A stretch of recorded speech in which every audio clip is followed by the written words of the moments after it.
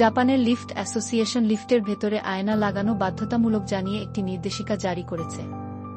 এটি সাজসজ্জার জন্য নয়, বরং যাত্রীদের মানসিক স্বাস্থ্যের উপর সরাসরি প্রভাব ফেলে। জেনে নিন কারণগুলো। আয়না কিভাবে মানসিক স্বাস্থ্যের উপর প্রভাব ফেলে জেনে নিন তার কারণগুলো। ১. লিফটের ভেতরে অনেকেই ক্লাস্ট্রোফোবিয়া অনুভব করেন। ক্লাস্ট্রোফোবিয়া হল ছোট ও সংকীর্ণ জায়গার ভয়। লিফটে প্রবেশের সময় মানুষ অনেক সময় উদ্বিগ্ন হয়ে পড়েন এবং আটকে পড়ার আশঙ্কা তৈরি হয়। এর ফলে শ্বাসকষ্টের অনুভব হয় এবং দ্রুত শরীরে রক্ত সঞ্চালনের হার বৃদ্ধি পায়, ফলে হার্ট অ্যাটাকও হতে পারে।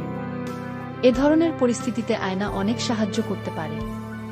সাধারণত আয়না একটি ছোট জায়গাকে প্রশস্ত দেখায় বলে জানা যায়, যা শ্বাসরোধের অনুভূতি কমিয়ে দেয়। ২. আয়না লাগানোর আরও একটি কারণ হল ভেতরে থাকা লোকজনকে বিভ্রান্ত করা। সাধারণত বহুতল ভবনে লিফট স্থাপন করা হয়, যার অর্থ হল লিফটে চড়ে গন্তব্যে পৌঁছতে অনেক বেশি সময় ব্যয় হবে।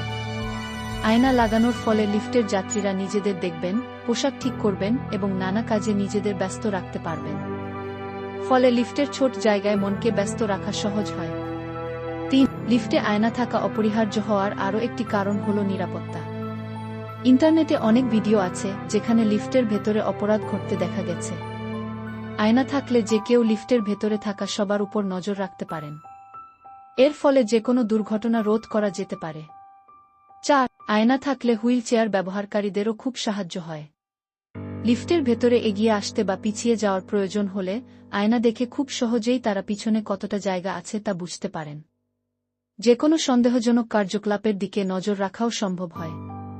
৫. যাদের অফিস বহুতলের উপরে অনেকটা সময় তাদের লিফটে কাটাতে হয়। সেই সময়টা যদিও এমন বেশি কিছু নয়, তা সত্ত্বেও ওই সময়টুকুই তাদের কাছে লিফটে থাকাটা বিরক্তির হয়ে দাঁড়ায়। কারণ ভিতরে চুপ করে দাঁড়িয়ে থাকা ছাড়া আর করার কিছুই থাকে না। আর এই একঘেয়েমি কাটাতে আয়নার তুলনা হয় না। নিজেকে দেখতে দেখতেই কখন যে গন্তব্য ফ্লোরে পৌঁছে যাবেন বুঝতেই পারবেন। আপনার মতামত জানাতে ভুলবেন না কমেন্টে। এই রকম আরও বিষয়ভিত্তিক ভিডিও পেতে চ্যানেলটি সাবস্ক্রাইব করুন। পরবর্তী পর্বে দেখা হবে কফি আড্ডা।